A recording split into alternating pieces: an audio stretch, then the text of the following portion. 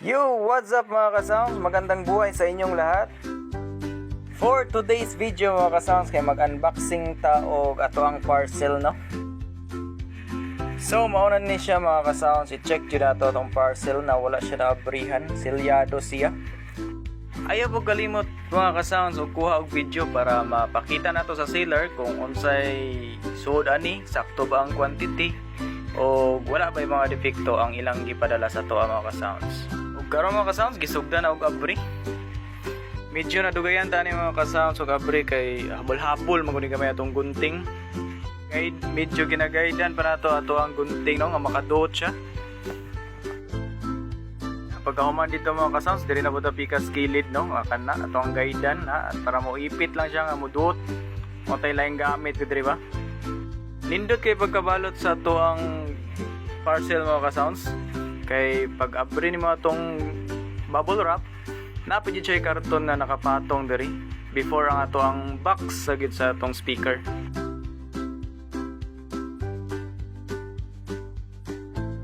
So mga kasounds, ito ang gipalit na speaker, no? Ang brand ani kay Crown 10-inch.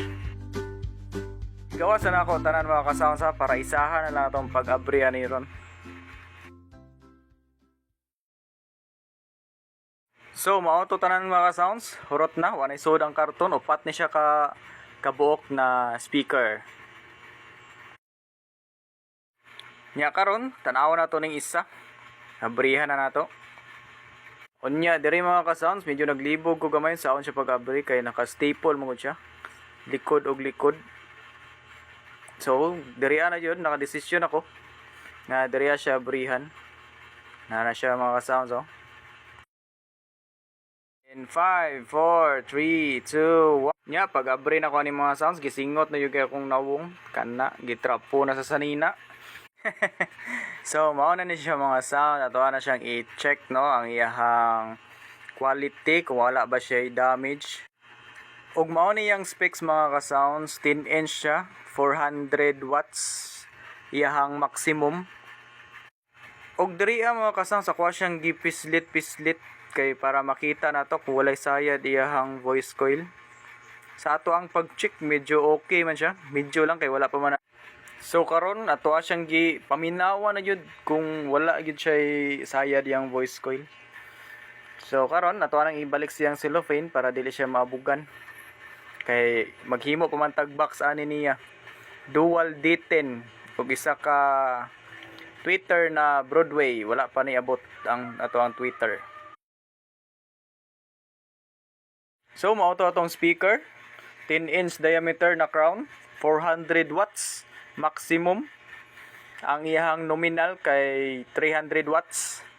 10-inch lang ito ang gipili kay more on vocal siya. Instrumental din siya ng klase na speaker mga ka-sounds. Nya gisa-isa gyud atong check mga ka-sounds, no, para all okay. Mao na to atong plano mga ka-sounds kay himuon nato ni siya line array na design sa box niya para pwede siya ibitay ba. Pwede po siya stand.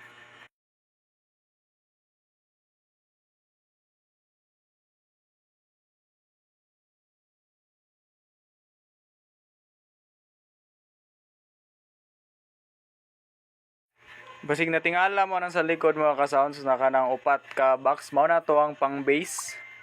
Upat ra na ka buok pero muuyog na imong balay na nang iyong mga scene, mo vibrate na. Kay pohon, enigma kompleto na to ang set sa sound. Kasi pwede na ta magsugod og parinta ni mga ka-sound. So last na lang yun mga ka-sounds, no? Mauna lang ni last na ato ang i-check, last box.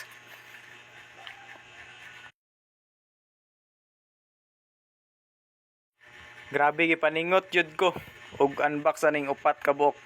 Gipaningot ko dili sa kaigang sa presyo aning mga speaker. Mga ka-sounds, ayaw kalimot sa pag-follow, like and share sa ato ang mini vlog. Thank you.